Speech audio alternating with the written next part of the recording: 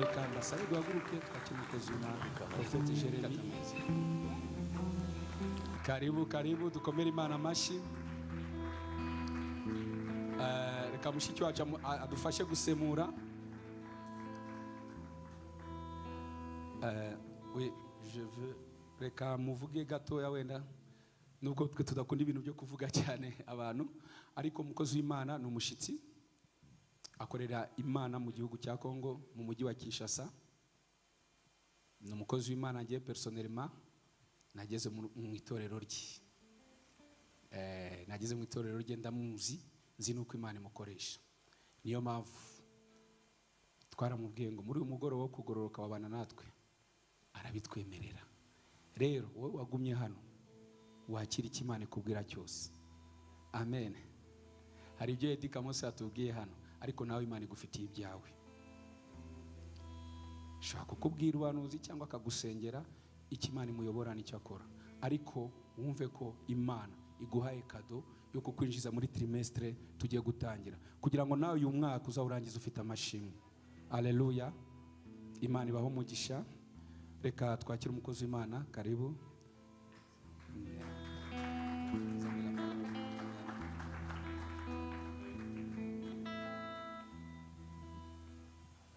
Amen. Amen, amen.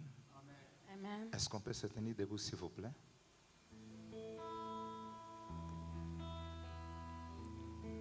S'il vous plaît, est-ce qu'on peut se tenir debout? On peut se tenir debout. Ese mushobora guhaguruka? Je vais inviter l'homme de Dieu. Il peut nous balancer un petit cantique d'adoration pour nous amener dans les sphères prophétiques. Turahamagara Damascene adufashe mu karimbo gato ko kuramya.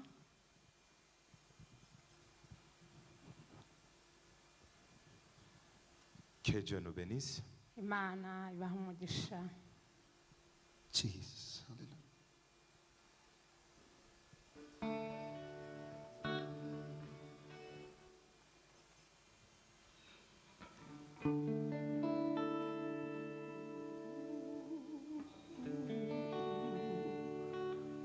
Shimwa mwami Mana yacu,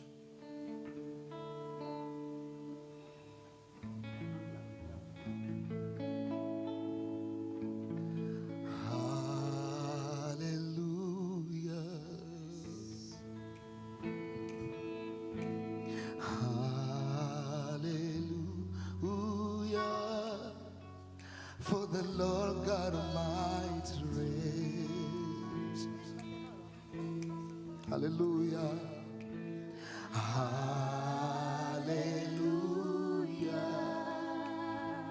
Sing it again. Hallelujah. Hallelujah.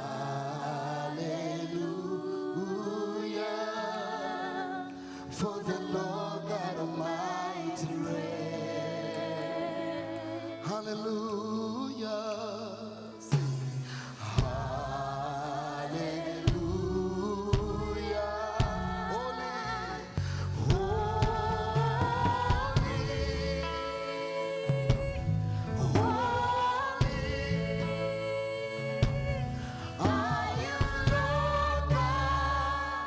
Almighty.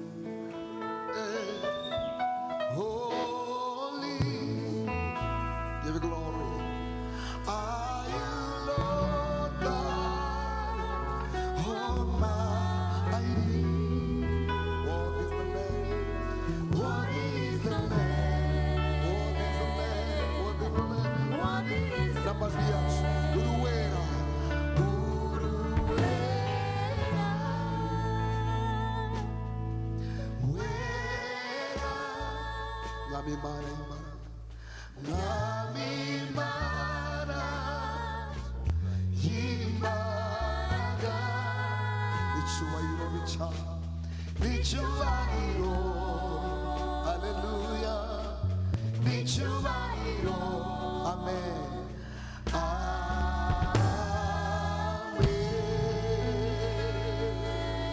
J'aimerais que tu acclames très fort pour le Seigneur. mukomere imana yacu amashyi cyane. Acclame, acclame, acclame, acclame, acclame. Acclame, acclame pour le roi des rois. komera umwami w'abami amashyi. J'aimerais que les acclamations puissent arriver dans le komera umwami w'abami amashyi cyane. Tu n'as pas bien acclamé. ntabwo wakomeye imana amashyi neza. Si les acclamations, zimuzi neza ko gukoma amashyi. écoute s'il vous plaît. mwumve Les acclamations gukomera imana amashyi devant la muraille de Jéricho. bikora igitangaza. Une muraille a été écroulée. iyo hariho inkiki imbere Mais ce yawe, soir, ariko uyu mugoroba j'aimerais que tes acclamations shaka yuko gukoma amashyi puissent kwawe faire tomber la sorcellerie. bibasha gukuraho icyo gihome. gukoma amashyi kwawe J'aimerais que tes acclamations ndashaka yuko gukoma puissent amashyi faire tomber kwawe la sorcellerie. biza gukuraho uburozi. Manusai Plaides. Kostaya. Est-ce que les acclamations d'une personne peuvent faire tomber la sorcellerie? ese amashyi yawe ashobora kugira icyo akora? La rusabla kenari de blosaide. Hauna sawineri de plais. Mama, wowe mubyeyi, nikuchofe kombe? ngo reka nkutangirireho. Aha biratangiye, ndagufasha, humura, turakorana. Ko aravanga indimi zose. Mama, Mubyeyi, wakati tuko na acclame, mu gihe turi gukoma mu mashyi, naona cercueil banaipasula. mbonye imva bayisatura, isanduku bana. Nauliza Mungu, Mbaza Imana ngo banapasula cercueil pourquoi? kubera iki basatuye isanduku? Asema esprit de mort. Ngo umwuka w'urupfu Ilikuwa kunatafuta maisha yako. wari uri gushaka ubuzima bwawe. Mimi naona mu vision. Ndabona mwiyerekwa Banatuma kilulu moya. bohereje ikintu kimeze nk'igikoko, Na ile kilulu inakuwa inaingia ndani ya damu. kiraza kinjira mu maraso, Inaanza kuswise damu. kitangira kunywa amaraso. Asema uparve aluse wanari de place. Na ile kilulu ile inaingia mudamu ma inaenda kuikala kuntumbu. Kiragenda kinjira amaraso, ariko kiragenda kicara mu nda, Kuntumbu. mu nda yawe. Niveau ya ntumbu. Hanyuma mu nda Ukwe na makomplikasyon ya nguvu. utangire kugira ibibazo mu nda. Na hapa ndio kunasema Igihe ndi kuvuga hano, masiku ya kumukongo mu minsi ishize kulikuwa derangement mwa ilianza kutembea kutumbo yako. hari ikibazo watangiye kugira mu nda yawe. Banaanza kutafuta sema upite ku operation. Bifuza ko wajya mu kubagwa. Mais hapa ndio kunasema Mu gihe ndi kuvuga naona hano, mkono ya Mungu kunagusa tumbo yako. ndabona ikiganza cy'Imana kiri gukora ku nda Nasikia yawe. Mungu ananyoresha hivi. Numva Imana inyeretse ngo Anakopere usiku ya leo. Imana igukore operation umunsi wa none. Anangusha ile kazi ya ngiza. Imana ikubise hasi imirimo Na mimi naona y'umwijima. Mungu ananyangula maisha yenu. Mbonye Imana iteruye ubuzima bwawe. Parce que kulikuwa mavita mwa inaanza kukombanisha biashara. Hari imbaraga zarwanyaga ubuzima bwawe. Sema kombanishe ba bloquer bya kubloquer. Babloke ibyawe ibyo ukora. Mais hapa ndio kunasema mimi naona Mungu anashusha ba malaika mbili. Mbonye Imana imanura abamarayika babiri. Banaanza kufaire traverser mabintu inaanza kutembea à une grande vitesse. Ibintu byawe bitangira kwihuta bikugenda byihuse. Inaweza kukonesha kama masikini. Inaweza kuonesha kama masikini. Ndashobora kukwereka lesinye. Naweza kumsinyale mu masikio. Nshobora kukubwira mu gutwi, kukongorera. Ngwino hano imbere akubwire. Ça va sonner là-bas. Oui, c'est côté ça. vous pouvez lui dire.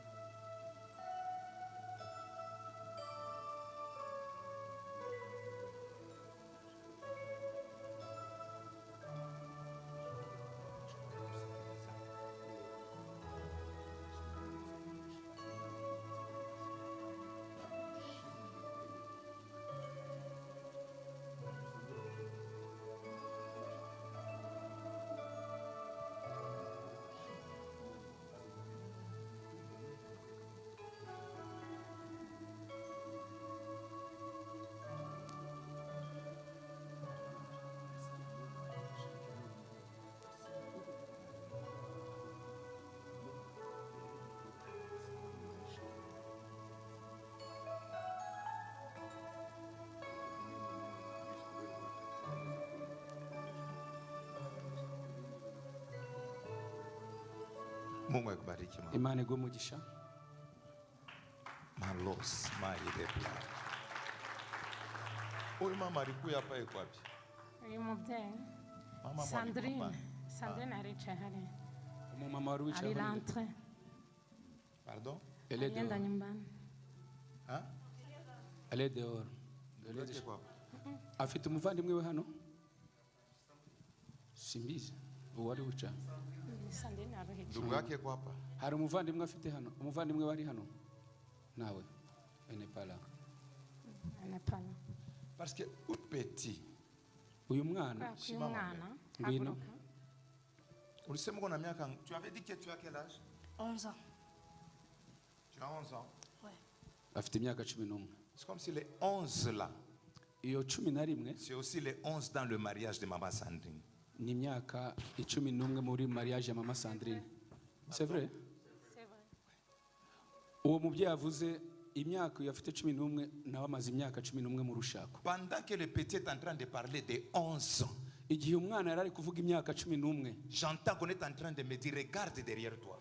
numvaga bari kumwe ngo reba inyuma yawe. En tournant la tête, Mpindukiye umutwe j'ai vu chiffre 11 sur la maman qui était là. mbona umubare 11 kuri uriya On mama me wari dira wicaye. que non, il y a 11 ans dans le mariage. Barambwira ngo afite imyaka 11 mu rushako.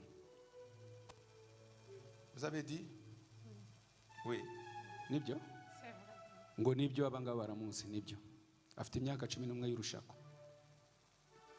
Papa, c'est petit. Je le vois en train de jouer la kidara. Uyu mwana ndamubona ari gucuranga gitari. Je le vois en train de jouer la kidara. Ndamubona ari gukina gitari, ari Et Dieu gucuranga me dit gitari. c'est une richesse qu'il nous a donnée. Imana irambwiye ngo ni ubutunzi Imana yabahaye. L'avenir de cet enfant est meilleur. Ejo he hazaza ni heza cyane uyu mwana. De la même manière que vous couvrez vos enfants, c'est de la même manière que lui aussi il cache sa famille. Uko utwikira urugo rwawe niko nawe ari guhisha De la même manière que papa cache sa famille, ukuri guhisha donc utwikiye urugo rwawe c'est de la même manière que lui aussi il cache sa famille. niko nawe ahisha donc guhisha muri sense yo gutwikira guproteger like.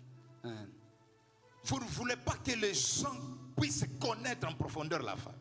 Nago mushaka ko umuntu amenya cyane umugore wawe. C'est ça, non? Siko bimeze? C'est pourquoi l'Éternel me dit ceci. Niyo mpamvu Imana imbwiye ngo Papa, papa à partir du mois prochain, guhera ukwezi dutangiye ejo je vois un drapeau dans votre main. ndabona ibendera mu biganza byawe Et je vois c'est la couleur blanche. kandi iyo bendera rifite Ainsi me parle l'Éternel. Imana ikabirambwira Vous ngo avez accordé la paix dans des vies de gens. watanze amahoro mu buzima bw'abantu. Ce drapeau de couleur blanche ne parle que de la paix. iyo bendera ry'umweru rivuga amahoro. Dieu vous a donné une onction d'amener la paix. Imana yaguhaye amavuta yo kuzana amahoro. Mais de deuxième quinzaine du mois prochain, mu cyiciro cya kabiri cy'umwaka je ukwezi vois gukurikira quelques personnes qui vont se lever pour vous faire la guerre. ndabona hari abantu bazahaguruka batangire kukurwanya. Mais Kabode Imana izabamanukire. je suis en direct, je ne peux pas aller en profondeur. kubera ko biri guca direct ntabwo nshaka kwinjira muri details cyane. Je me close. Reka tubihishe. Est-ce que quelqu'un peut dire Jésus? Jésus. Quelqu'un peut dire Jésus? Jésus. Vuga ngo Yesu. Quelqu'un peut dire Jésus? Jésus. Ne me laisse pas enterrer. Nunyemerere ko bampamba. Ne me laisse pas enterrer. Niwemere ko bampamba. Retourne-moi à la vie. Subizo mu buzima. Papa, Mwene data. vous savez, par la grâce du Seigneur, nous venons de nous rencontrer aujourd'hui. Kubw'ubuntu bw'Imana turahuye uyu munsi. Nous vous entendons seulement Tujya tukumva. là-bas chez nous parce que ma femme aime vos chansons. Tujya tukumvira iwacu kuko umufasha wanjye akunda indirimbo zawe. Mais pendant que vous êtes en train de chanter, Ariko igihe muri kuririmba je vois dans la vision, nabonye mwiyerekwa on a écrit France. bandika France, Ubufaransa. Mais quand je vois la France, Mbonye Ubufaransa je vois quelque chose qui se passe sur Zoom, mais vous, on vous voit en France, mais vous n'êtes pas en France. mbona hari nk'ikintu kiri kubera kuri Zoom mu Bufaransa bari kukubona ariko utari mu Bufaransa bari kukukurikira abantu bo mu Bufaransa. C'est comme s'il y a des gens, quand ils prêchent, mais vous chantez, mais je vois sur Zoom, mais pendant que vous êtes à Kigali. Ni nkaho hari abantu bigisha biciye kuri Zoom noneho ukaririmba ariko kuri Kigali abantu bo mu Bufaransa bakagukurikira. Mais pendant que vous êtes en train de chanter, Mu gihe muri kuririmba je vois un ange qui vient avec un passeport, on est en train de mettre des visas. Alléluia. Mbona umumarayika azanye pasiporo yawe yishyiramo visa. Ça ne sera pas sur Zoom, Ntabwo bizaba ça kuri sera Zoom. à live. Bizaba noneho uzabibamwo. Ntabwo bizaba kuyakure uzabibamwo. Ça sera des prêts comme ça. Bizaba gutya. Et Dieu me dit ceci. Imana ikambwira ngo Le temps où Dieu voulait vous élever vient de sonner. igihe Imana yashaka kukuzamura cyageze. Ce que vous avez connu, Ibyo waciyemo c'est le passé. ni ibyashize. Mais actuellement, Ariko uyu munsi je vois un ange en train de déverser l'huile d'onction sur ndabona votre tête. marayika ari kugusukaho amavuta ku mutwe wawe. Ainsi me parle Elohim. Niko Elohim ambwira. Aujourd'hui, Uyu munsi je viens de signer votre apparition. Imana isinye kugaragara kwawe Comme un signe, nk'ikimenyetso. je vois dans la vision, Ndabona mwiyerekwa, il y a une femme ndabona hari umugore qui entre dans la famille. winjiye muri famiye Elle a récupéré des stylos dans des mains des gens. afata amabike mu biganza by'abantu. C'est comme si on a arrêté plusieurs personnes les études. Ni nk'uko c'est comme si on a arrêté plusieurs personnes les études. Plusieurs personnes les études. Ni nk'aho bahagaritse kwiga kw'abantu benshi amasomo cyangwa amashuri. Mais Dieu, maintenant, Muri famiye abantu benshi babahagaritse kwiga ntabwo bashoboye kwiga babambuye amashuri. c'est vrai. Nibyo? Yes. Et je vois Mbonye la même femme. uwo mugore n'ubundi Elle cherche un de vos frères ari gushaka umwe mu bavandimwe bawe pour l'attirer afin qu'il puisse faire les histoires d'un militaire. gukora ibintu bya gisirikare La personne soit un militaire. kugira ngo abe umusirikare. Vous avez un frère. Ese hari umuvandimwe mugira? Il n'est pas dans les choses de Dieu. Ntabwo ari mu bintu by'Imana. Je vois une personne que l'ennemi est en train de chercher, mais pour l'envoyer afin qu'il soit un militaire. Ndabona hari umuntu Satani ari kumushaka kugira ngo amwirukane. Petit frère. Ni murumuna wawe? Ngo ni murumuna we. Son petit frère. Ni murumuna we. Il aime beaucoup. Ngo arakunda cyane ibyo gisirikare. Mais comme nous sommes en direct, je ne peux pas lancer, mais je laisse ça, je vais vous dire à la fin. Kuko turi gucaho direct details sinzivuga ndabikubwira ku ruhande. Que le Seigneur Dieu de toute grâce Imana y'ubuntu bwose libère et déverse l'onction sur vous. kandi imanura amavuta yayo kuri wowe. Pendant que vous êtes là, vous trois, tenez-vous debout. Mwebwe batatu nimuhaguruke. Vous trois. Mwe batatu. Pendant que je suis en train de parler de l'autre côté, mu gihe ndi kuvuga hariya je vois ndabona vous trois, mwe batatu mais vous distribuez des invitations. muri gutanga za invitation.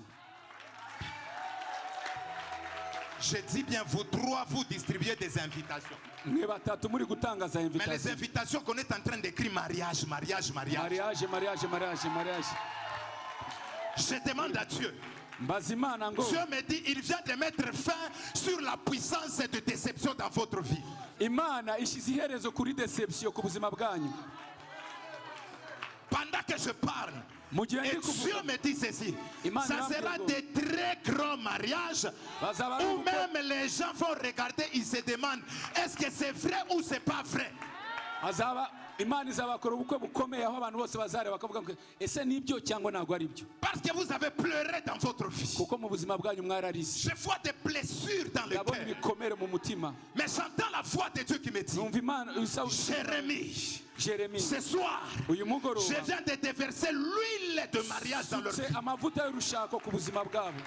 Après la journée d'aujourd'hui, Nyuma y'uyu munsi wa il none y aura des signes qui commenceront à se manifester dans votre vie. hari ibimenyetso bizatangira kugaragara mu buzima Tenez-vous bwanyu. les mains sur la tête. Mushyire ikiganza Je cyanyu vois ku mutwe. l'Éternel, il déverse l'huile de la distinction. Imana iri kubashyiraho amavuta Ça commence y'ibitandukanye. maintenant.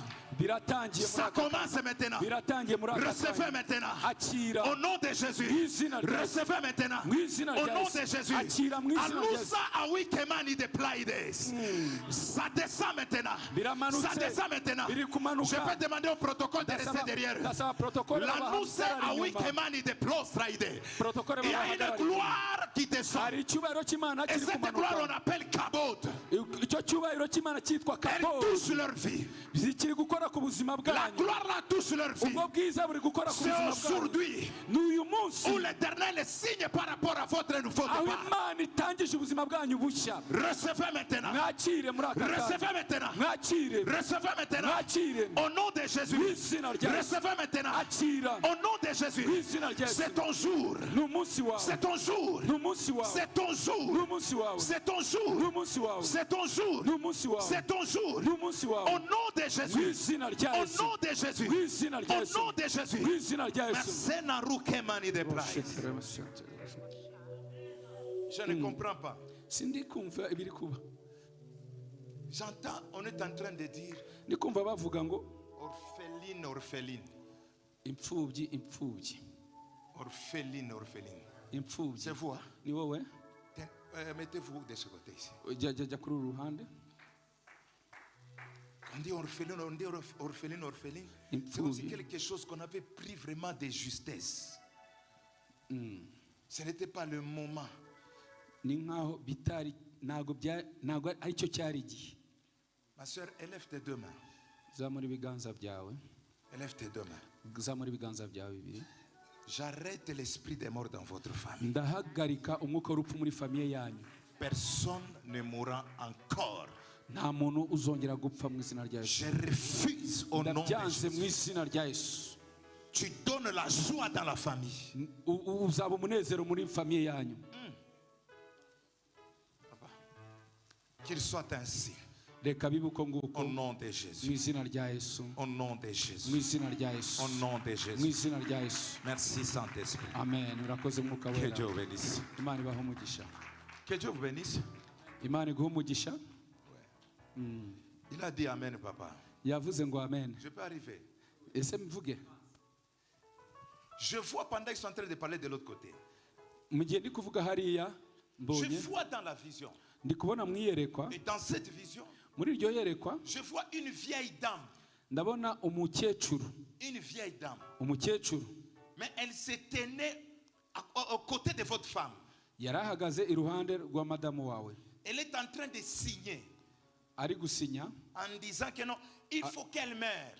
avuga ngo agomba gupfa Afin qu'il y ait l'échange de vie. kugira ngo habeho kugurana ubuzima.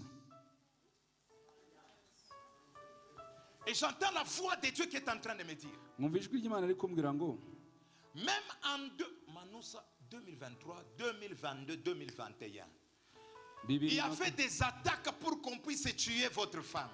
habaye mu 2021 2022 yagize ibitero nanone bashaka kumwica. Et c'est pourquoi vous allez constater, Niyo mpamvu uzasanga on a combattu votre vie dans une dimension terrible. ubuzima bwawe bwararwanyijwe ku rwego rwo hejuru. Parfois, parfois vous vous posez des questions.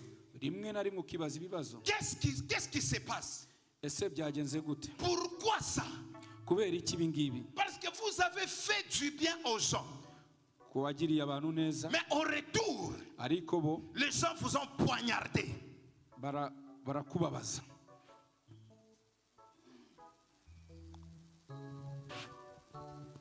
Ce soir, Uyu mugoroba la mort qui devait prendre votre femme urupfu rwagombaga kuba ku mugore wawe est en train de prendre une personne. Dans 4 mois, la personne va mourir. rurafata umuntu wundi mu mezi ane, uwo muntu azaba agiye. Est-ce que je peux dire bien? Reka mbivuge, Dans 4 mois, mu mezi ane il y a une personne qui va mourir à la place de votre hari femme. umuntu uzapfa mu mwanya w'umugore wawe. C'est pour vous dire que l'Éternel a fait le shift. Imana ikoze shift, Il a retourné l'esprit des morts isubije umwuka là où w'urupfu on l'a envoyé. ku bari barawohereje. Votre femme ne mourra pas, ce n'est pas Umugore son wawe temps. ntabwo azapfa, ntabwo ari igihe cye, Ce n'est pas son temps. ntabwo ari igihe cye. Pendant que je parle, Mu gihe ndi je gusenga, vois même l'Éternel est en train de libérer l'argent dans votre maison. Uwiteka ari kubaha La amafaranga mu rugo sobra rwanyu che mani de mu place. izina rya Yesu. La mort est en train de partir. Urupfu ni rugende Parce que Jésus est en train de kuko régner. Yesu Au nom de arategetse. Jésus, Mu izina rya Yesu, quiconque se lèvera uzahaguruka wese mourra à votre place. kugira ngo abarwanye azapfa mu Longue mwanya vie, wanyu. maman. Mu izina rya À Yesu, partir de maintenant, kuva uyu munsi ces empreintes iki kiganza, interdira à tout sorcier iki kimenyetso de kizahagarika buri venir murozi toucher à votre wese, vie. umurozi wese kuza gukora Parce ku que buzima vous bwawe, appartenez à Jésus. kuko wowe uri Uwiteka. Au nom de Jésus-Christ, Mu izina rya Yesu, je vois l'argent dans vos mains. ndabona amafaranga mu Je biganza vois byawe, l'argent dans vos mains. ndabona amafaranga mu Parce que biganza ces byawe, derniers temps, kuko muri iyi minsi il ishize y avait un combat de finances. hari ubukene Mais bwinshi, aujourd'hui, ariko uyu munsi ainsi me parle le Imana Tout-Puissant. irambwiye ngo Il vient de décanter les finances dans Imana votre irekuye maison. amafaranga mu rugo rwanyu. Il vient de décanter les finances. Imana irekuye amafaranga. Annonce à Wikemani de Jésus de Nazareth. Imana y'i Je Nazareti. vois, c'est comme s'il y a quelqu'un qui est en train d'annoncer des plans.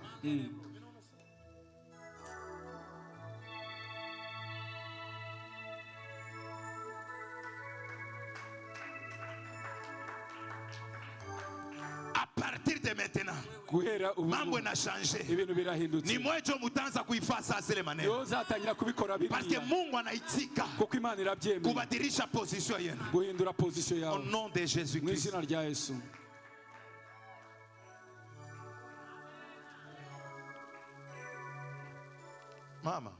Mama, Hapa ni unasema kungambo yake. mu gihe ndi kuvuga ku mwanya ndi kuvugana n'uriya mwene Nasikia data, Mungu anaonyesha sema meme komba ilikuwa nakombanisha nyumba yenu. Imana namwe intambara irwanya bari yari kurwanya namwe urugo rwanyu. Naona banatuma bamazimu bawili mu nyumba. Nabona bohereje imizume cyangwa imyuka ibiri mu nzu, Banatosha banaweka désordre mu nyumba. bateza akavuyo mu rugo. Mais après munaingia mu nyumba, Hanyuma winjiye mu nzu unaanza kujiposer ma question. utangira kwibaza, Qu'est-ce qui se passe? bigenze gute? Qu'est-ce qui se passe? Bigenze gute? Nasikia manora kela sobraides. Avance prophète. Kuku mpepo wa buloshi ya batu mbili. Hari umwuka w'uburozi uturuka ku bantu babiri, Inaweka désordre mu maisha yenu. ishira desordre, akaduruvaye mu buzima bwanyu. Na ile désordre naweka Kandi ako kaduruvaye ba détruire bintu bya mingi kugira ngo bangize ibintu byinshi mu nyumba. mu rugo.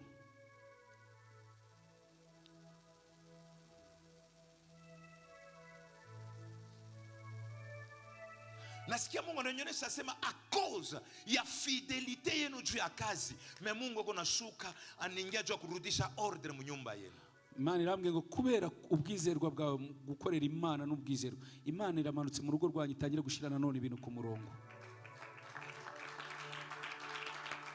Maman, avec tout le respect que je vous dois, je vois le mois prochain. Ndabona ukwezi gutaha, Je vois le mois prochain. ndabona ukwezi gutaha Vous êtes en train d'acclamer, uri gukoma amashi, vous sautez. uri gusimbuka. Je demande à Dieu, Nkabaza Imana, il y a une bonne nouvelle hari inkuru nziza le mois prochain. ukwezi tugiye gutangira. Mais je mets ça dans le sang de Jésus. Reka tubihishe mu maraso ya Yesu. Je Bindi crois que je vais entrer en profondeur après. ndabyinjiramwo donc bitari muri Mungu public. ananionyesha Octobre, novembre, décembre, le 3 mois, mutacheka sana. Imana inyeretse kwa 10, kwa 11, kwa 12 muzaseka, muzanezerwa. Ni mamyenshi ya Mungu anafikia kumichekesha. Na amezi Imana ishizeho kugira ngo ibanezeze basetse. Mungu apewe sifa. Amen. Mungu anamikabria franga mama mu nyumba. Imana ibahaye amafaranga mu rugo. Papa, Mungu anamkabria franga mama. Imana iguhaye amafaranga. Anaipokea. Ngo arayakiriye. Yote kabisa. Mungu analibere franga mu nyumba yenu. Imana irekuye amafaranga mu rugo rwanyu. Na mutashuhudia bukubwa ya Mungu. Kandi muzavuga gukomera kw'Imana. La présence de Jésus. Kubaho kwa Yesu Chasse la mort. kwirukana urupfu. Quand Jésus règne, Iyo Yesu ari on ne utegetse, parlera pas de la mort. nta rupfu twongera kuvuga. Mama, que Dieu bénisse. Imana iguhe umugisha.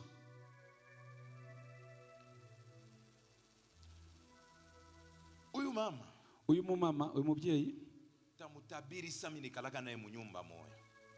Ngiye kumuhanurira nkaho tubana mu nzu imwe. Ngiye kuvuga ibye nkaho tubana mu nzu imwe. Uyu mumama, naona mkono wa mweusi shakubana mbele kiuno yake. Mbonye ikiganza cy'umukara kimufashe hano inyuma hano. Mama. Umukuru ukenyerero inyuma. Ashakubana mkongo yako. Hano ku mugongo. Una ma douleur. Uri kubabara. Pardon? Chaque fois. Ngo bimubaho ngo kenshi, donc nibwo buzima bwe. Na pale ndiko nasema. Mu gihe ndi kubivuga, nakono kuna ria. Mbonye uri kurira. Nakuna kuria unaria. Ndabona uri kurira. C'est ça comme la veuve de Naïn. Uri kurira nka wa mupfakazi w'Inayini.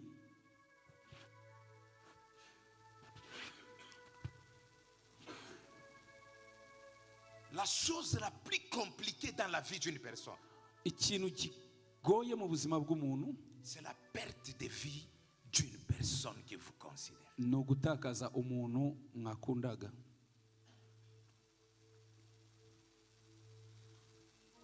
Naona maisha na compliqué mu nyumba. Ndabona ubuzima bugoye mu rugo. Jusqu'à tel point, il y avait même des aides qui sortent dehors pour entrer dans la maison. Kugeza ubwo hari ubufasha bwaturukaga hanze buza mu rugo. Parmi les gens qui vous ont aidé, il y a même une personne qui a ensorcelé votre maison. Mu babafashaga, ikibabaje nuko hari n'umuntu wabarogaga. Nawe yari mu babafashaga. Urabyumva mama?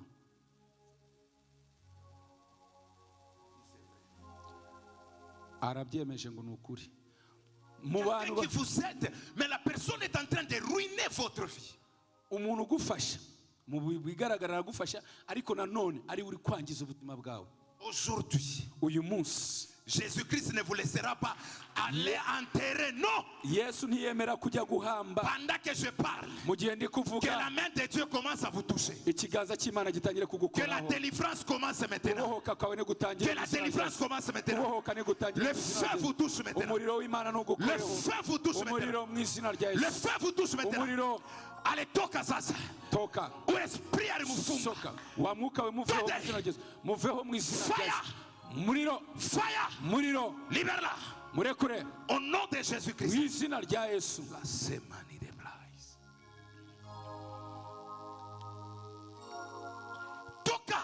Soka. Esprit de mort. Wa mwuka w'urupfu we. Libère son corps. Rekura ubugingo bwe. Au nom de Jésus-Christ. Soka mu mubiri we mu izina rya Yesu. Et puis la même personne. Kandi uwo muntu, l'argent qu'il est en train de vous soutenir, amafaranga akoresha yo kubafashisha, il est en train de dire, ariko aravuga ngo, même dans les songes, no mu nzozi, quand vous dormez, nimuzajya muryama, vous voyez, vous êtes dans une fête. Mukibona muri mu munsi mukuru. Vous voyez, vous êtes en train de manger. Mukabona muri mwo murarya. À petit feu. Muri kurya. On est en train de vous amener. Ariko gake gake bari kubajyana quelque part. Ahantu. Pour que même les gens commencent à vous voir à mal dans les songes. Mais ce n'est pas comme ça, mais c'est un plan ténébreux. kugira ngo abantu batangire kubona ibitandukanye mu nzozi ariko ni umugambi w'umwijima. Aujourd'hui, uyu munsi recevez la délivrance. akira kubohoka kwawe. Recevez la délivrance akira kubohoka kwawe par le feu. kubw'umuriro Au nom de mu Jésus-Christ. izina rya Yesu. La délivrance vous touche. kubohoka gukorera La main de Dieu vous touche. ikiganza cy'Imana Soyez kigukorera. libérés, maman.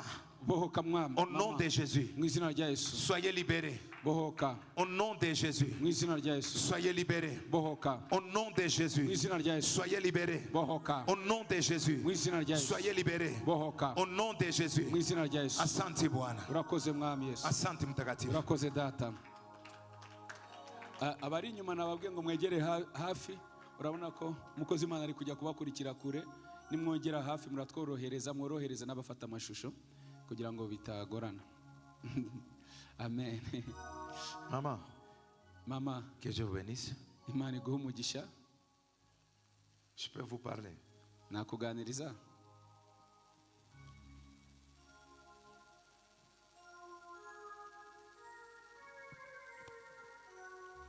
Est-ce que vous pouvez me permettre, tenez-vous debout s'il vous plaît.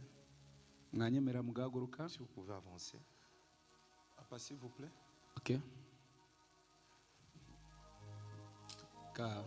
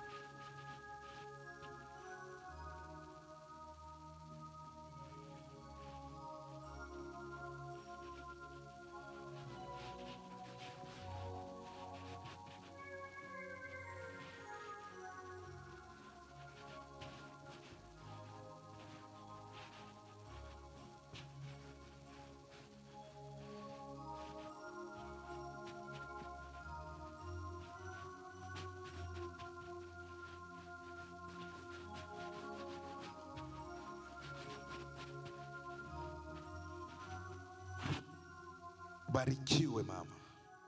Katika jina la Yesu. Izina rya Yesu. Est-ce qu'on peut acclamer pour le Seigneur? Twakomera Imana amashyi.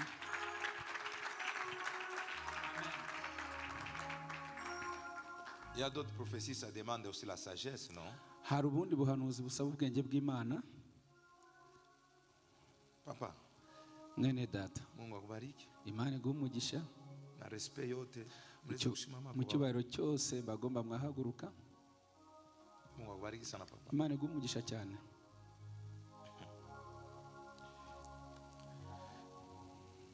Bandani kuna miangali. Mu gihe ndi kubareba naona maflesh moya inakuya ku corps yenu. mbona imyambi iri kuza ku mubiri wawe. Maflesh. Imyambi. Mais ile maflesh iko natoka mu kinwa ya batu. Ariko irava mu kanwa k'abantu. Je demande à Dieu pourquoi. ibaza Imana kubera iki Imana? Dieu est en train de me dire, Imana iri kumbwira ngo il y a un groupe de gens hari itsinda qui ne ry'abantu sont pas contents de vous. batakunezerewe. Vous savez, Mais wakati beko na tupele ma flèche, mu gihe bari kohereza iyo myambi, minona muntu mwa gayara chaque shimama kumbele yenu. unya hari umuntu wijeya ahagaze imbere yanyu, Mais ma flèche kuna mupika inanguka chini. ariko iyo myambi iri kumukubita Mwa ikagwa, musha kufucha matuku mpembeni yake. wowe uri kwihisha inyuma ye. Nasikia Mungu ananyonesha hivi. Imana iranyeretse ngo Mungu ako kumbele yenu en tant qu'armure. Imana iri imbere yanyu nk'igikuta. Eko na mipikanisha mafita ma flèche ile munaona na ila muone na macho. Iri kukurwanira intambara yaba biriyuzi n'ibyo utabona n'amaso yawe. Nasikia Mungu ananyosha sema même dans votre entourage. Ngo no mubo bantu ba hafi yawe, ba bugufi yawe, Même dans votre entourage. muri mubo donc mugendana cyangwa abantu ba hafi abagukikije. Voilà. Mais je ne comprends pas. Je vois, on est en train même de vous remettre la clé de contact. La clé de contact. Ndi kubona bari kuguha n'urufunguzo rw'imodoka. Je demande à Dieu. Nkabaza Imana, Dieu est en train de me dire, Imana ikambwira ngo il est en train de vous amener dans une nouvelle saison.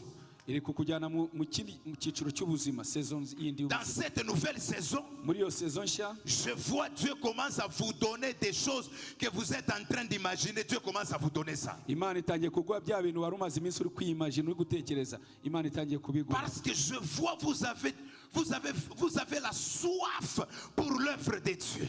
Kubera ko ufite inyota yo gukorera Imana. Et j'entends Dieu est en train de me dire, Mwumva Imana iri kumbwira il ngo vous a donné le message comme celle de Jean-Baptiste. yaguhaye ubutumwa nk'ubwa Yohana Mubatiza. Le message de la repentance. Oh, tu sais qu'il est de l'église baptiste. ubutumwa bwo kwihana. Le message de la repentance. Ubutumwa bwo kwihana. Et Dieu me dit ceci. Imana irambwira À ngo cause de ces messages, kubera ubwo butumwa il y a trop de combats tout autour de vous. hari intambara nyinshi uhura nazo kubera ubutumwa Imana yaguhaye. On a cherché plusieurs fois Bashakishije kenshi pour même vous tuer, no kugira ngo bakurangirize ubuzima, pour même vous empoisonner. no kugira ngo bakuroge. Mais je vois Dieu Ariko ndabona Imana en train de vous sécuriser. iri kuguha Vous umutekano, sécuriser. iguha umutekano. Ainsi me parle le Dieu que vous servez. Imana rero iravuga, Imana igukunda. À partir du mois de novembre, Guhera mu kwezi kwa 11 je vois le ciel s'ouvre. ndabona ijuru rikingutse. Et Dieu me dit ceci. Ndabona Imana imbwiye À ngo partir du mois de novembre, guhera ukwezi kwa vous 11 allez commencer à ramasser des mannes, la manne comme Israël dans le désert. uzatangira gutoragura manu nk'uko Israeli yatoraguye manu mu butayu. Je vois les 2 mois là, l'Éternel commence à payer votre vie. Ndabona muri ayo mezi abiri Imana itangiye kuguhemba.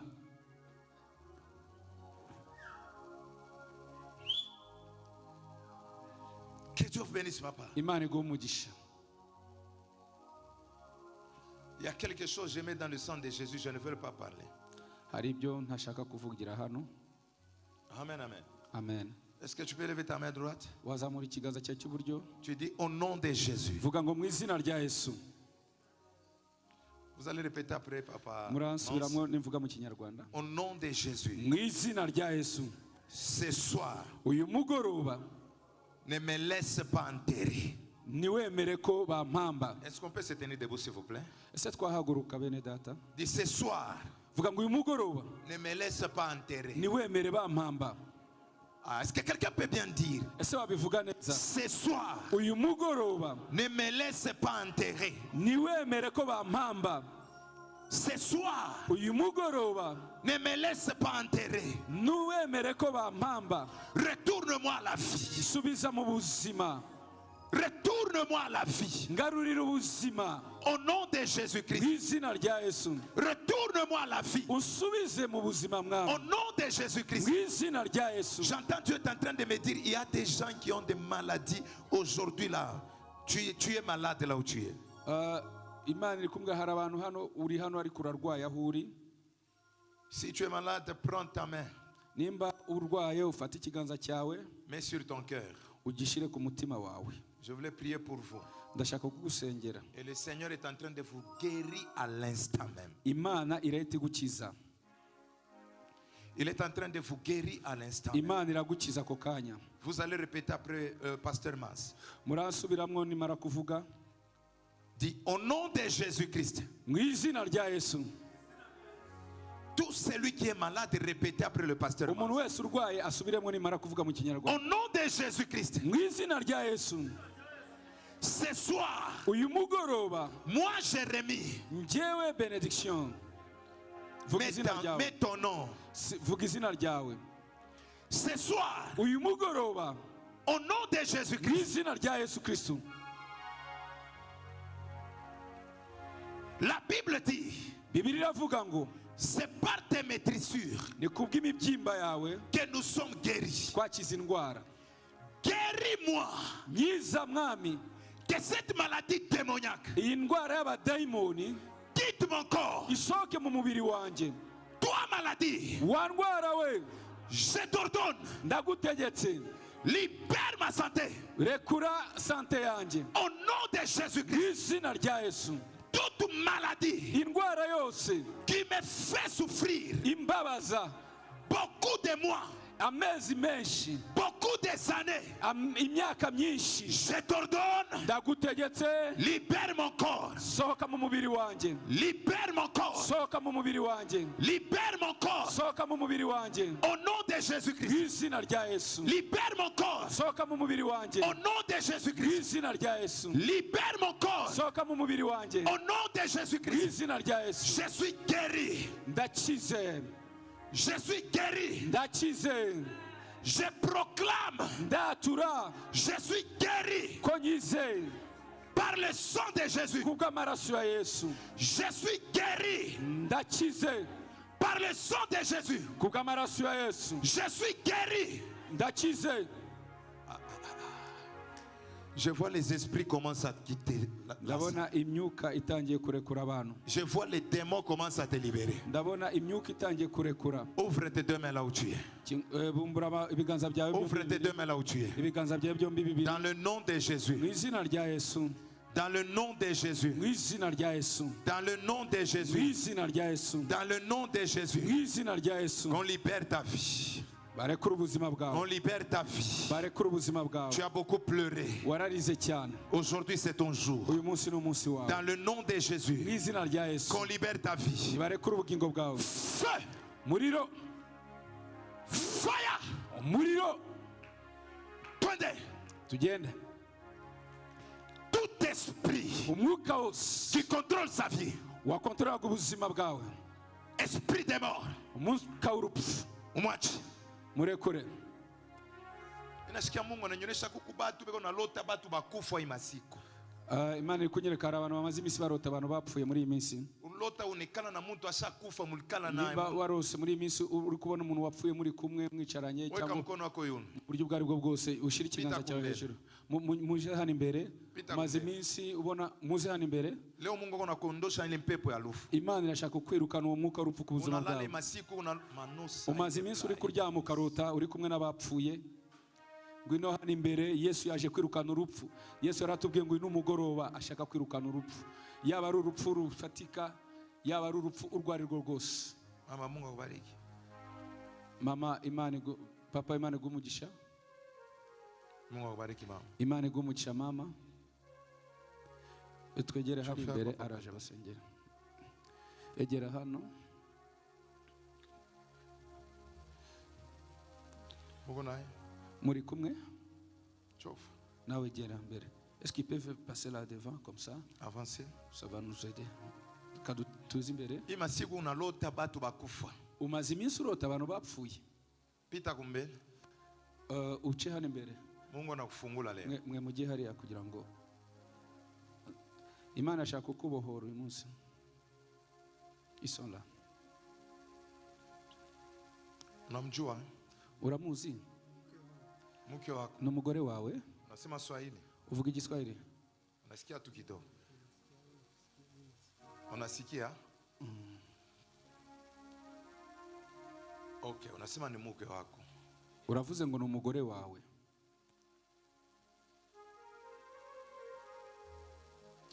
Ifo muombe sana. Musenge cyane. Mugomba Unajua? gusenga cyane. Urabizi? urabizi naona mu nyumba yenu mbonye mu nzu yanyu cyangwa mu rugo rwanyu vita nguvu, hari intambara ikomeye. vita nguvu. Intambara iko ils sont en train de confirmer, disent qu'il y a une grande bataille, un grand combat. Na ile komba ile Kandi iyo ntambara banalamusha esprit ya muntu ashakufa me banaileta mu nyumba. bahagurukije umwuka w'umuntu wapfuye bawuzana mu rugo. Jo ile esprit inaanza kudetruire bya kudetruire mu nyumba. Uwo mwuka utangira kudeturiza cyangwa gusenya mu rugo. Inafika na mutamoya amusikilizane. Bigera igihe mutangira kutumvikana.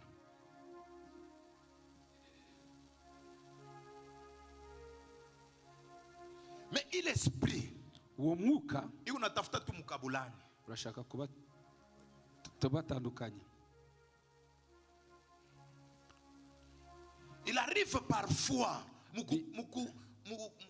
mu ma désordre ile langage mo inatoka saa ya kuachana. Iyo muri kuri uko kutumvikana mu magambo muvuga hazamwo kutandukana.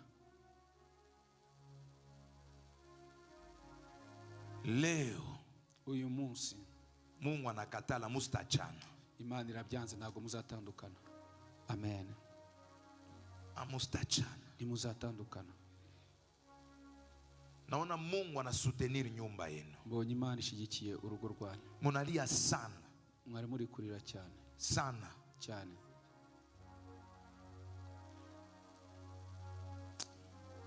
Papa.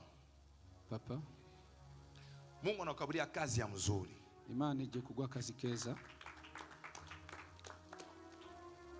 Na katala mpepo wa kukusaidia tu mama inanguka leo mjina la Yesu. Umwuka ugora bagufasha ndawanze mu izina rya Yesu. Umwuka ukubitwe hasi mu izina rya Yesu. Mungu anakukaburia kazi. Imana iguhaye akazi. Mutarudia hapa kutemwanye fidelite ya Mungu. Uzagaruka hano gushima Imana. Parce que mimi naona du néant comme ça Mungu anakukaburia kazi. Mbonye mu buryo muri vide Imana iguhaye akazi. Kama sana kumukono. Ufatane mu kiganza. Au nom de Jésus. Mu izina rya Yesu. Au nom de Jésus. Mu izina rya Yesu. Toka. Genda mu izina rya Yesu. Mama. Ushapita kwa operation. Barakubaze. Hein? Wapi? Wapi jo kusema no? No, oui. Ni unaona nyoka mweko natembea mtumbo yako. Nikubona inzoka igenda mu nda yawe. Na ule nyoka yuko natembea. Iyo nzoka igenda.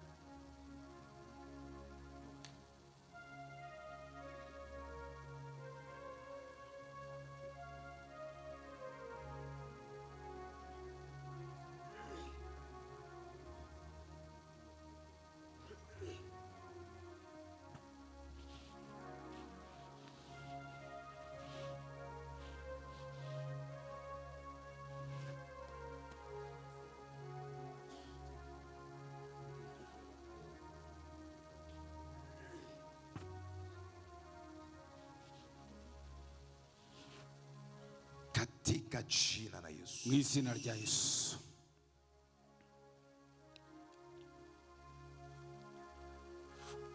Katika jina la Yesu. Mu izina rya Yesu. Amustakufa.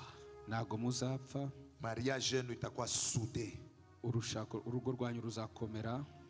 Toka. Genda. Pepo ya giza. Wa mwuka w'umwijima we. Libère. Rekura. Au nom de Jésus-Christ. Mu izina rya Yesu.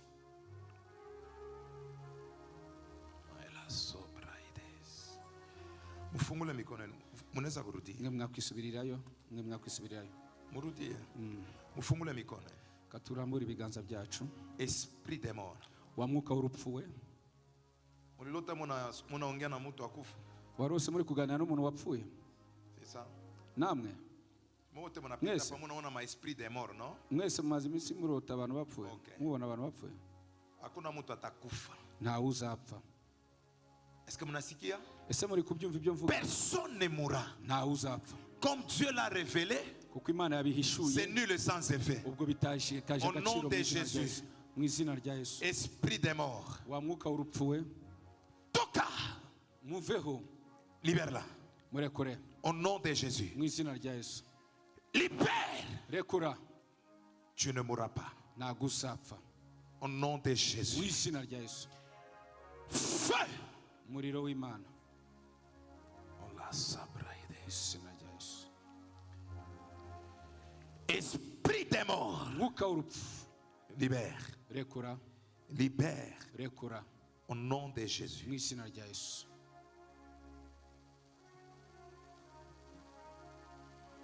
Maman, mama il y a combien de sœurs chez vous à la maison? mufite abakobwa banga hein? Comment? Combien de sœurs chez vous à la maison? les enfants ou c'est Ma sœur. niba abakobwa bangaye muvukani wanyu 4. 4 filles muri bane ni abakobwa Ils sont bane ici wabo à Kigali. bari hano i Kigali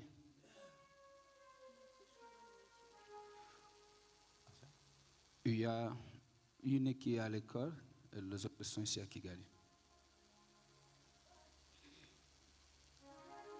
Wanatafuta kuimilie mubandugu yako, wanatafuta kuimilie muntu moya.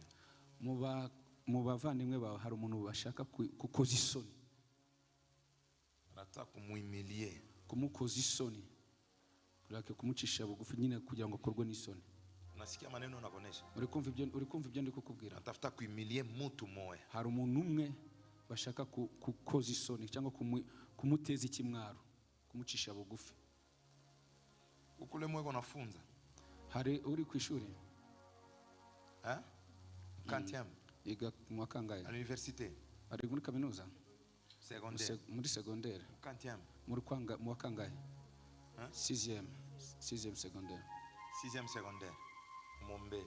umusengere Mumombe. mu musengere Miko naona tunaanza année prochaine. tukubona dutangira umwaka utaha Mais muntu mo banamuimilie. hanyuma umuntu umwe bamukoza isoni cyangwa kumucisha bugufi Una comprendre mu domaine ile niko nasema? urumva ibyo ndi kuvuga Una comprendre? uri kumva neza icyo nshaka kuvuga Ile vita ile Mungu aniangushie mjina la Yesu. iyo ntambara Imana ikureho mu izina rya Yesu Ataolewa, azashaka anenda kuzala azabyara kwake kunyumba. azabyarira iwe mu rugo Ashitazala ingali kufami. ntabwo azabyarira mu rugo mu izina rya Yesu Unasikia? urabyumva Mungu anakukabulia makuta nje kufanya biashara.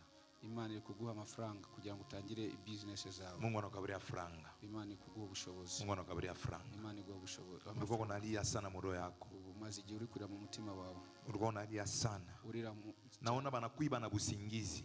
ubona bakwibye n'ibitotsi Unawaza sana. utekereza cyane Mais Mungu anakurudishia. ariko Imana irabigusubiza Esprit des morts. umwuka w'urupfu Ikwachi. nukurekure Hausitakufa. ntabwo uzapfa Utatémoigner fidélité à Mungu. uzatura Au nom de kugira neza Jésus. kw'Imana mu izina rya Yesu Toka los mani de place. Umpepo alufu. wa mwuka w'urupfu uyu Alikuwa mwuka na w'urupfu objectif.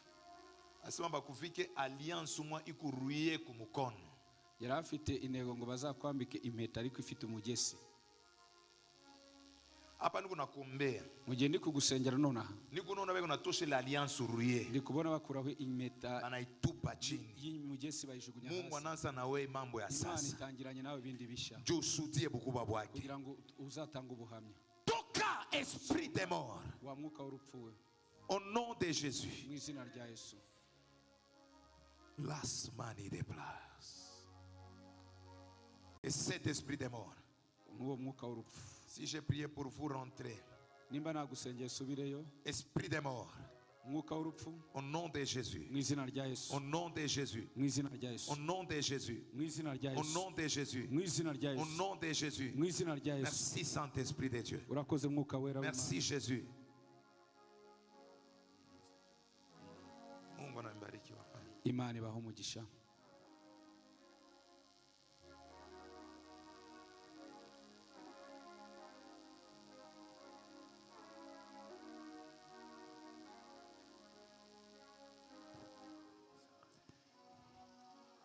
Esprit des morts ikwache. umwuka w'urupfu nukurekure Au nom de Jésus. mu izina rya Yesu. Esprit des morts ikulibere. umwuka w'urupfu Au nukurekure nom de mu Jésus. izina rya Yesu. Esprit des morts ikulibere. umwuka w'urupfu nukurekure Au nom de mu Jésus. izina rya Yesu.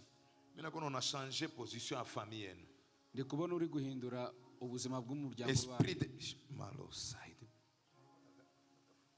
Esprit des morts ikulibere. umwuka w'urupfu Au nukurekure nom de mu Jésus. izina rya Yesu. Esprit des morts ikulibere. uwo mwuka w'urupfu Au nukurekure nom de mu Jésus. izina rya Yesu. Au nom de mu Jésus. izina rya Yesu. Merci Saint-Esprit de Dieu. urakoze mwuka Mungu wera. ananionyesha na kukaburia position ya kuchanger famille. Imana igwaye kuba mu mwanya wo guhindura ubuzima bw'umuryango w'iwanyu. Utakuwa reference mu famille yenu. wowe uzaba icyitegererezo cyo mu muryango w'iwanyu. Minaona barikuwa sha kupika mpepo moya ile esprit ile barikuwa sha kupika mu famille ke bantu banze kutesa. ko muri famiye hari umwuka kugira ngo atazagira umuntu ugera icyo Kusikwata na ageraho. possibilité ya batu bende baendeleshe masomo. ntihakagire abantu babure n'ubushobozi bwo gukomeza kwiga amashuri. Na mimi nashikia Mungu ananionyesha hivi. Imana iranyeretse ngo Ana libere grâce yake ku maisha yako. ubuntu bw'Imana burakumanukiye. Mimi naona Mungu anakubeba en charge. mbonye Imana igufata en charge, Na ile en charge Mungu anakukaburia maisha ya kweli. hanyuma Imana iguha ubuzima Au nom de Jésus mu Christ. izina rya Yesu. Ubarikiwe. Imana iguha umugisha. Ubarikiwe. Imana iguha umugisha. Ubarikiwe. Imana iguha umugisha. Ubarikiwe. Imana iguha umugisha. Barikiwe. habwa umugisha. Papa Mungu amebariki sana. Papa, Imana iguha Unaweza umugisha. kushimama sivyo? ushobora guhaguruka. Mama, Mama, unaweza kushimama? nawe wahaguruka. Anasema keno mubatu. Tuweke mudamu ya Yesu. Njoo naria mubatu.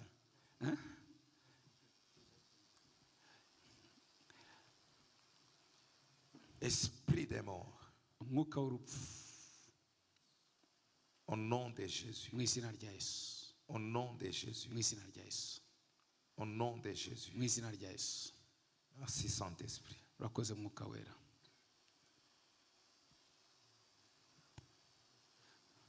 Vous avez dit? Anapenda musekre. ngaragiye kubabwira abona mutangiye kuvuga ngo mu bantu ngo murashaka ibyo mwibanga. Okay, noneho ngo Anapenda musekre. murashaka ibyo mwibanga, muri abanyababanga. Mimi takuyaka musekre kumbe hakuna problem. Okay, nzaza mwibanga nta kibazo. Takuwa musekre. Murabyanze, nzaza mwibanga nta kibazo. Weka mikono yulu unafaa biashara abiendeke. wowe ukora ubucuruzi ariko bikaba bitagenda, ishira ikiganza Natafuta cyawe kuombea hejuru. Mungu anataka kubariki biashara yako. ndashaka gusengera Imana irashaka Weka mikono yote mbili juu. Unaweza kushimamia juu. Shira ibiganza byawe byombi hejuru. Fungua mikono yako. ukingura ibiganza byawe. Biashara. ubucuruzi, Mungu kuna Business. multiplier ma business leo. Imana iyongere business zawe Au nom de Jésus-Christ. mu izina rya Yesu. L'onction de multiplication. amavuta yo Commence à gukuba toucher tes mains. akore ku biganza byawe. Reçois. akira Reçois. akira Au nom de Jésus. mu izina rya Que Yesu. les affaires se multiplient. ubucuruzi bwiyongere, Que les affaires se multiplient. bwikube Au nom de Jésus-Christ. mu izina rya Yesu. Monte encore. ongera uzamuke, Monte encore. ongera uzamure Pour la gloire de notre Dieu. kubw'icyubahiro cy'Imana. Monte encore. ongera uzamuke Pour la gloire de notre Dieu. kubw'icyubahiro cy'Imana. Pendant que je parle, mu gihe ndi kuvuga, que l'onction de la multiplication amavuta yo gukubirwa touche tes mains. akore ku biganza byawe, Touche tes mains. akore ibiganza byawe. Avant la fin de cette année, mbere y'uko uyu mwaka urangira, il y aura un miracle authentique dans tes affaires. hazaba igitangaza cy'ukuri mu bucuruzi bwawe. Reçois cela. akira icyo Au ngicyo nom de mu Jésus-Christ. izina rya Yesu. Reçois cela. byakire Au nom de mu Jésus-Christ. izina rya Yesu.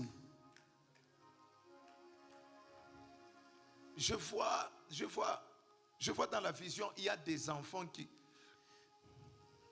Vous avez des enfants, mais leur intelligence commence à se rétrograder. babana ubona ubwenge butangiye kugenda busubira inyuma. Weka mkono pale nikuombea watoto wako. urashyira ikiganza tusengere umwana wawe, nimba ubona ubwenge bwe buri kugenda busubira inyuma. yari afite ubwenge ku ishuri Unaona ariko uri akili kubona inaanza kurudia kwa mkongo. bigenda bisubira inyuma. Naombea watoto wako. Reka dusengere abana bawe Au nom de Jésus-Christ. mu izina rya Que Yesu. Dieu donne l'intelligence comme Salomon. Imana iha abana bawe ubwenge nk'ubwa Que Salomoni. Dieu restaure leur mémoire, leur cerveau au nom de Jésus. Imana ibahe ubwenge, ibahe ubwenge Les mu izina rya Yesu. débuts de leur année scolaire. itangiro ry'amashuri ry'umwaka 2023-2024. uyu mwaka w'amashuri dutangiye, Que la grâce de Dieu ubuntu bw'Imana touche la tête de tes enfants. bukore ku mitwe y'abana Au banyu nom de mu Jésus-Christ. izina rya Yesu, Au nom de mu Jésus-Christ. izina rya Yesu, Au nom de mu Jésus-Christ. izina rya Yesu, Au nom de mu Jésus-Christ. izina rya Yesu. Que le miracle de Dieu Ibitangaza by'Imana touche tes enfants. bikore ku bana bawe, Touche tes enfants. bikore ku bana Au bawe nom de mu Jésus. izina rya Yesu, Au nom de Jésus. mu izina rya Yesu. La personne qui ne travaille pas, j'aimerais que tu te tiennes debout. Tu ne travailles Wowe pas. udafite akazi, Tu as besoin du travail, je vais prier pour toi. ukeneye ko Imana nawe gukingura imiryango ukabona akazi, Tu as besoin du travail. urashaka Le akazi mois prochain, on va t'appeler. kugira ngo ukwezi gutaha nawe J'ai dit baguhamagare. le mois prochain, on va t'appeler. Ndavuze ukwezi gutaha bazaguhamagara. On a reçu un papa. On a reçu un papa. Twakira umupapa umwe, Je lui ai dit, ndamubwira ngo avant que la semaine finisse, on va t'appeler. mbere y'uko icyumweru kirangira Le bazaguhamagara. vendredi, Ku wa gatanu on l'a appelé. baramuhamagara, Il est passé par l'interview. ajya muri interview Ici chez vous, hano mu gihugu je cyacu. voulais prier pour toi. Ndashaka gusengera Avant la fin du mois d'octobre, mbere y'uko ukwezi kwa cumi que Dieu te kurangira, donne un bon boulot. Imana iguha akazi keza. Ouvre tes deux mains. Kingura Je ibiganza byawe. refuse de travail de de courte durée.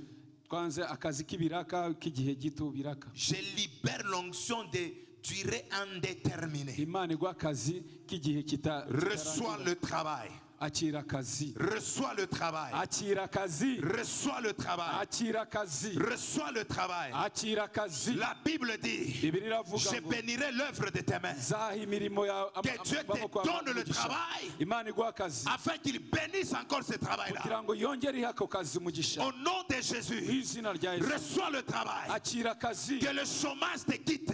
ubushomeri buve mu buzima À bwawe. partir du mois prochain, Guhera ukwezi tutangiye ejo, avant le 30 octobre, mbere y'uko ukwezi kwa cumi que tu kurangira, appelles le pasteur Mans, uzampamagare, que tu appelles l'évangéliste et dis uzahamagare Edi, pour témoigner le travail que Dieu t'a donné. utanga ubuhamya ko Imana yaguhaye akazi. Reçois le travail. Akira akazi Au nom de Jésus. mu izina rya Au Yesu, nom de Jésus. mu izina rya Au Yesu, nom de mu Jésus. izina rya Yesu. Tout esprit Umwuka qui wose bloquait ton travail, wabublokaga que akazi cet kawe, esprit tombe uwo mwuka ukubitwe dans le hasi nom de Jésus. mu izina rya Yesu. Amen. Amen. dukomere Yesu amashyi menshi cyane. Haleluya.